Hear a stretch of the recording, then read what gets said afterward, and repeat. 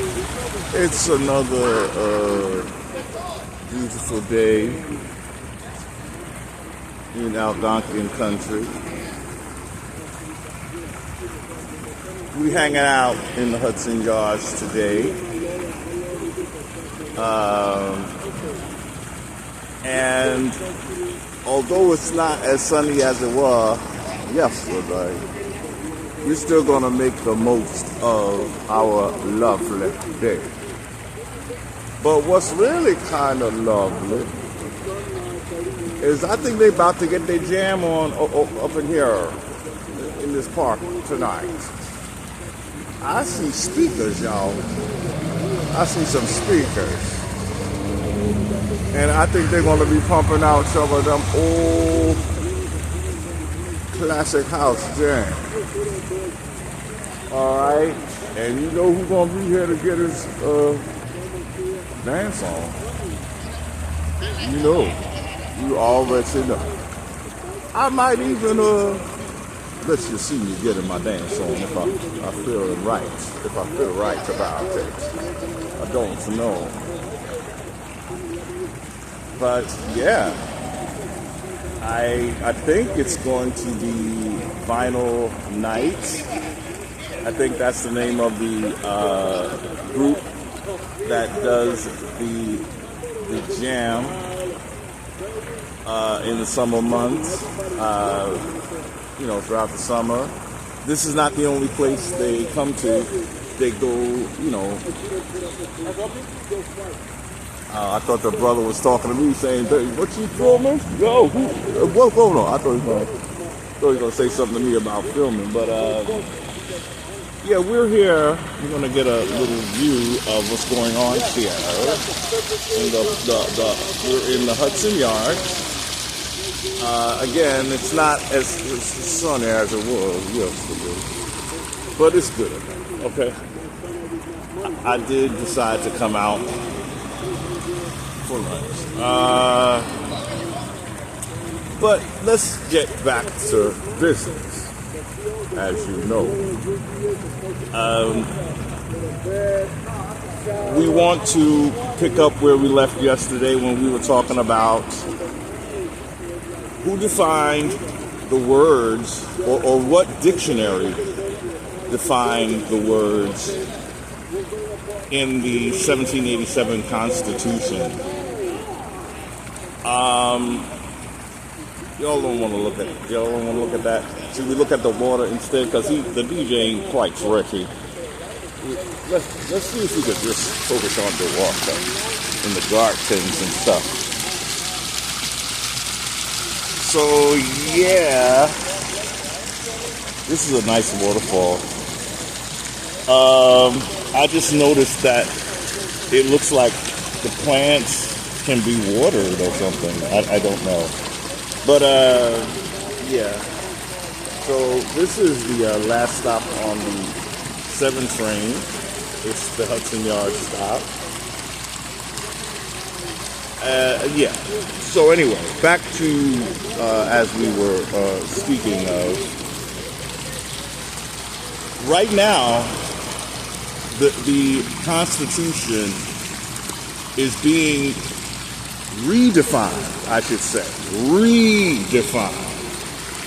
by some bogus-ass legal dictionaries that showed up years after the Constitution was written. Apparently, before the legal dictionaries, we just went with the regular old English dictionary, y'all.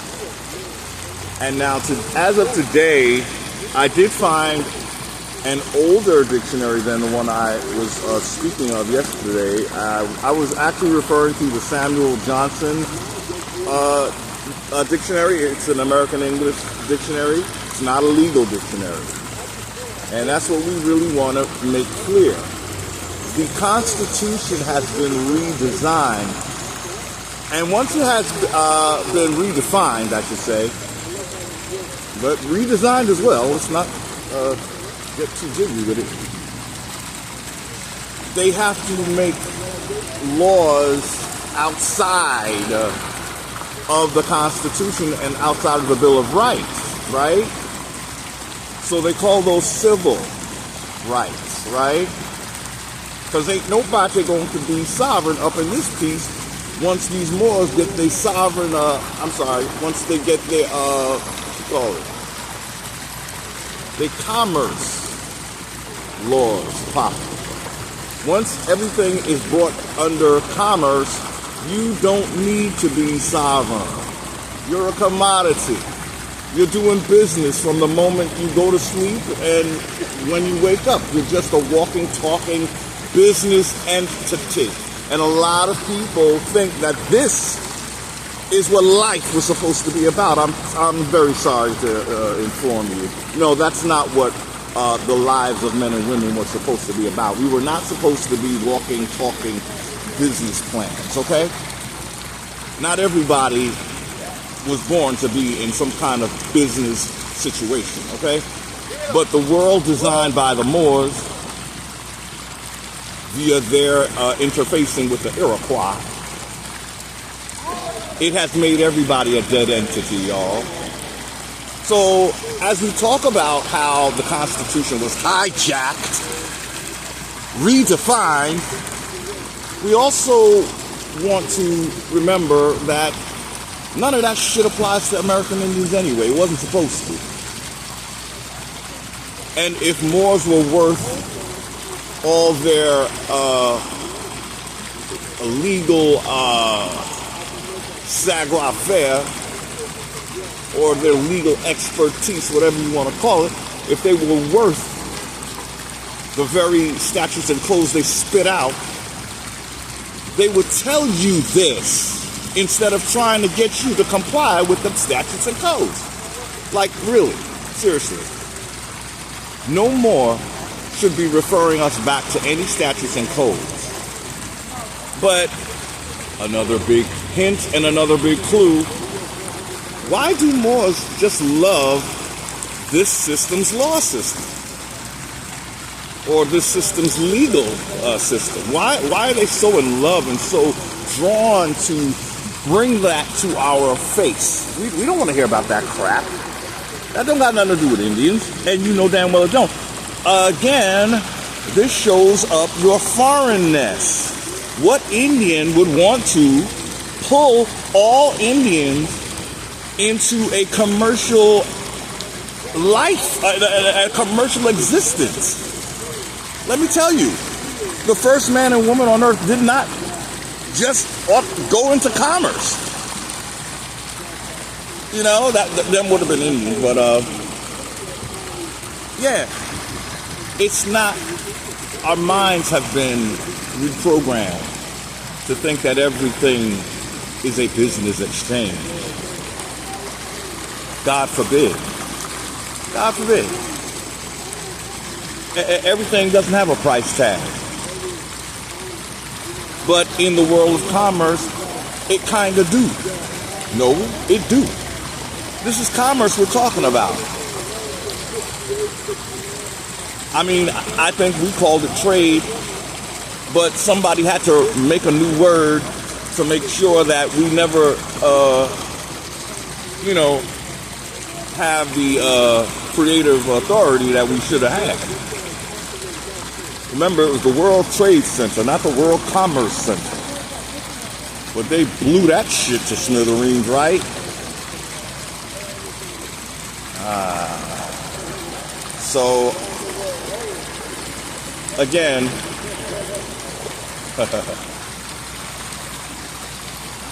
when fraud has been revealed,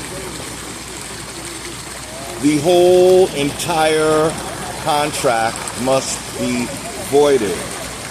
I think we have Indians who are under the influence of Moors thinking that, oh, well, we could still use it. No, you can't. It's fraud. Using it is partaking in the fraud. What was the fraud? Well, the fraud is the framers, the Moorish framers, along with Europeans who were just led into this mess. The Moorish framers of this Constitution and this commercial system, because that is what it is, y'all. I think they reserve all that sovereign stuff for themselves and their sultans and their sheiks and whatnot, and the kings and the queens and stuff, and stuff, right? So they have reduced your ass to a mere slave servant. They get those two mixed up because really, in their world, it's all the same. Servant, slave, whatever. As long as you ain't trying to call no shots on your own landmass, we good. Whatever kind of slave you want to be, a servant slave, a slave servant, whatever.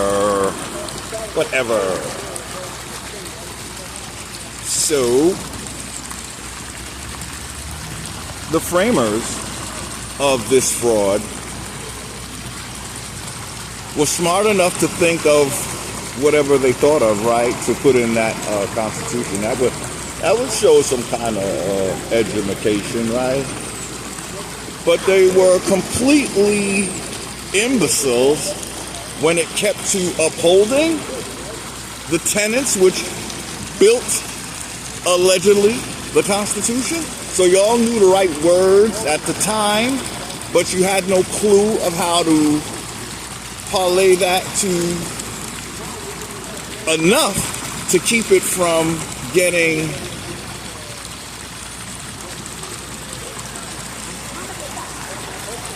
adulterated, from getting infected, for getting redefined. No one was there to stop the fraud when the decision was made to make people a state, and the decision was made to make a person out of a corporation. No one saw what that would do. No matter what. At this point, what we're doing is calling out fraud, y'all. What legal dictionary was the Constitution crafted after when there was no legal dictionary until the 1800s? Well, they're going to say it was crafted on an English dictionary. What other dictionary could it have been crafted upon? Right? There was no legal dictionary in the United States until we're just going to go 1800s with it. And then, hope we'll do the video and see what we can find. So this whole thing has been hijacked for fraud. So after the fraud has been found out, what is the next thing to do?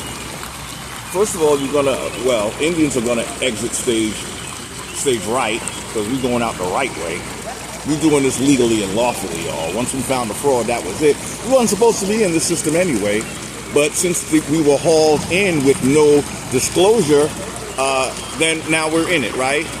No one explained what that birth certificate was doing, right? No one explained what being called black was going to do, right? So again, the people who framed the Constitution, the Moors who did that, they didn't have the smarts to stand up to protect the Constitution from the fraud. Y'all didn't know what was happening. You thought, oh, them was just words, right? You can do anything you want with words. Oh, go ahead and make a people be a state. Okay, make a person be a corporation, and make a person not just a man or a woman, but whatever they are ranked. That will make you a person. So it's like somebody's stuffing in extra additives that don't need to be in what we could call the natural word. We might want to say the natural word is being infiltrated with man-made material, genetically altered situation. So they just stuff the corporation into the definition of person, and everybody's okay with that. what it says is that next time when Indians do the right set of laws for themselves, you're going to define what every fucking word means before you go get to writing, okay? You're going to say that this word cannot be changed. And if it's changed, we know that whatever happens after that is fraud. The whole thing is fraud, y'all. They don't deal with Indians anymore. The Constitution mentioned Indians, right? Indians not taxed and Indians not enumerated. They don't deal with Indians anymore. They don't deal with men and women anymore. Not as they stand as natural occurring beings. Because what? A person is ranked by the, what it is?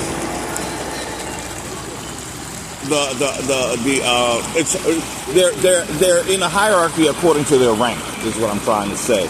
So you can't just say, like, okay, when I say the Constitution and I mention the word person, what I'm not saying, which I should say, is that you say free persons. But if you were to be tighter, if you were to tighten up that Constitution, it would say free natural persons. Because depending on what ranking the person has, it's going to say what kind of freedom they get. So a free person you have to decide, is it a free black person or is it a free white person? Because a free black person who's an Indian, we ain't giving them no kind of authority in this piece. Okay? They are outside of the protection of anything legal or even lawful at this point. The whole thing is a mess. So we just left out in the cold, y'all, and you wonder why the authorities can shoot to kill and ain't nobody trying to be brought to justice. Okay? They can't do that to American Indians. So again, that Constitution, it should have been tighter. Well, here's the dilemma, though. Here's the real, but see, that's the fraud. The dilemma is there was no legal dictionary that redefined the word person. So that poor Constitution, in all its faded glory, is sitting there wondering, when did a person all of a sudden become the ranking of a man or a woman? I don't even know if women, again, in the world of commerce, men might just literally mean just men and not men and women. But this is the legal world, the commerce world. It plays with words. Thank you, Moors. You're all of the what do you call it? All about the what's the etymology. So y'all didn't even catch this mess. Y'all the ones who made the mess.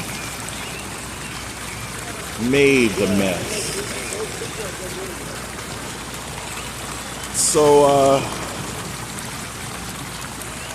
the thing for Indians, and the thing that we better start being clear on, is that this Constitution doesn't apply to us for several reasons. First of all, we were outside of their jurisdiction. We were supposed to have our own. And then they could consult us about what they would do with our resources. But you know what? The way their states are designed, they just took over. By us allowing them to turn Algonquin territory into 13 states means they're never going to say that this is Algonquin territory anymore. They're just going to call it Virginia, North Carolina, South Carolina, blah, blah, blah, blah. Their lines are purposely drawn to include not only the Iroquois, but the other Indians that were not part of the Algonquin linguistic group. So that's how you land grab. You make a state that just willy-nilly, what I'm trying to say, y'all, if Indians were involved, like, again, those people that keep saying we designed this system, I beg you to differ. If we designed it, we would have honored our linguistic territories. Why would we would not have wanted to have Iroquois and Algonquin calling one piece of land as if we both live here. No, we don't. We never did. We never lived together. We never did. Not in peace. And that, my friends, is where this whole thing is going to lead right back to that issue. It was never resolved. And now that the Iroquois are full-fledged foreigners, I don't even know if it should. Like, who are we going to talk to? They're foreigners now. It's only the uncivilized Indians who are actual Indians as of today. And, they've tried everything to get rid of us. They've tried everything to get rid of us as of late. They've tried and they've gone the whole gamut to do all they could to get rid of us. If you're not already dead, you're marked by whatever was in that shit. You know what I'm talking about, that jab. So they figure, okay, we'll just mark them niggas. The ones who survive. We'll have some commerce that says once you get a little bit of Johnson & Johnson up in you, you own. Again, now, Caucasians might be able to argue that, like Anna said, she made some kind of case that even if we have foreign matter that could be patented or copyrighted swimming in our blood veins, in our blood system, she nullified that. In other words, the attempt was to say these folks ain't even men and women no more. They fucking androids with this stuff we done put up in this piece. So how could any kind of laws for men and women? Let me tell you, this is so pinky in the brain it ain't even funny, y'all. It ain't even funny. They've tried everything to grab jurisdiction. And you gotta ask yourself, if you were so right, why would you need to do all of this to grab jurisdiction? Something ain't right, yo. And you know that your jurisdiction is like walking on a fucking two banana peels, right? So you have to buttress that shit with even more fraud? And you think this is going to fly? I'm really starting to think that the real movement of Indians might have to be led with an Algonquin presence. Algonquins who lost all of their eastern coastline lands. And if Indians feel like this is something that just can be ignored, you're kidding yourself. It'll never be ignored. Not in the awakening. Now in the Moorish world, oh yeah, they're gonna ignore all that shit. All Algonquins emanate from Canada. Yeah, right. You better tell that lie to Moo the fool, because this Algonquin is right here in his East Coast lands where he always dwelled. Time immemorial, and definitely before this fucking corporation sat his fat black ass on this Algonquin territory. Things to think about and think real hard. Now this shit is going to get blown out the damn water. Blown out the damn water. Once people realize that the whole Constitution was hijacked with legal dictionaries. The whole the party man is here. He ready to get down, yo. He ready to get down, yo. Yeah, I guess there is going to be a dance, and hopefully it won't rain. I think the clouds are letting loose. But yeah, we have a nice little park chit-chat on our Algonquin territory. I think we're going to close here, because I had to order I got one of my dictionaries, came right on time. The Samuel Johnson dictionary I have. We should take a look-see, because it's said to be one of the major dictionaries that were around prior to the creation of the Moorish Constitution. So we're going to look at that dictionary, but then we found another dictionary. Mind you, neither of them are legal dictionaries. Those didn't come till, again, the 1800s. So we found another dictionary that is from early 1600s. So we're gonna look at that, and we're going to figure out maybe we can figure out what did they mean what was the Constitution supposed to mean? I mean, this is just for our FYI. We don't want the damn Constitution in their murder. That's what I'm saying. We don't want anything that has their label, their stamp on it. When fraud has been uncovered, you must vitiate the entire contract. Now, an argument will be, oh, well, let's go back to the true definition. Let's not. Because the shit ain't tight enough. I'm willing to bet money that the Algonquins weren't even involved. And again, I don't take prisoners here. If you are Algonquin and you was in on this, fuck you too.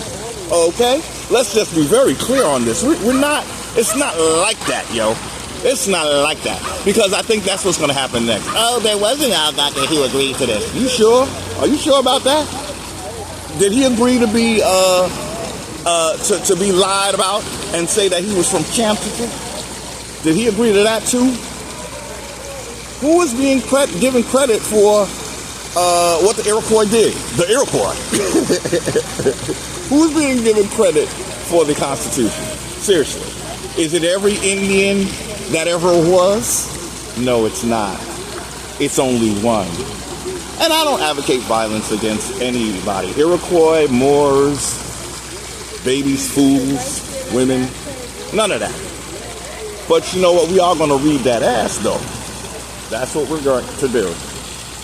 And so, yeah, we're going to say, have a highly favored day. Thank you for watching. I guess we'll call this our lunch break series, because we need to get back to work. So, yeah, I want to do a video, but I think I'm going to have both dictionaries, or maybe we could do one as they come, because we have one in hand already, and we looked at it already. I think we looked at it. Did we? Maybe I'm thinking of something else. But anyway, thank you for watching. We'll keep it within the half hour for those on the run, like I am right now. Again, when fraud has been uncovered, we must vitiate the contract. Well, for Indians. Now, Anna's doing she's doing what she can with that piece of trash called the Constitution. And she's working it, right? But for Indians, this system was never built for us. That's what the Moors told us. Through Amun Hotep, Chavis El-Bey. I finally looked up his name. Everybody want to give me a trophy? Give me my land back. Give me something. A little snap finger, applause. I don't know. His name is Amun Hotep Chavis El-Bey. He's a published author, so me saying his name so many times, it's not to disrespect his person. If I need to clarify that, I'm taking him at his word as an American Indian. That's all I'm doing. I'm making sure that we are clear that we have a Washita Moor who claims that the, the Chickasaw, Cherokee, the, what's the other one? Seminole, Chickasaw, Creek, Choctaw, Cherokee,